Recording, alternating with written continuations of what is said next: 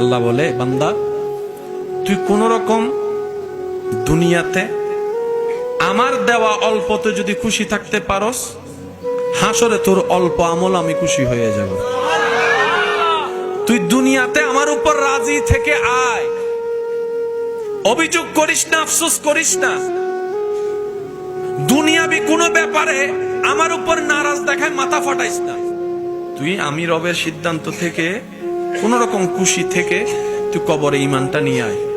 তুই দুনিয়াতে আমার উপর খুশি থাকবি, আমি রব বিনা হিসাবে হাসরে তোর উপর খুশি হয়ে যাব। আর জান্নাত তার জন্যই যার উপর আমি রব খুশি হব। বলেন না সুবহানাল্লাহ।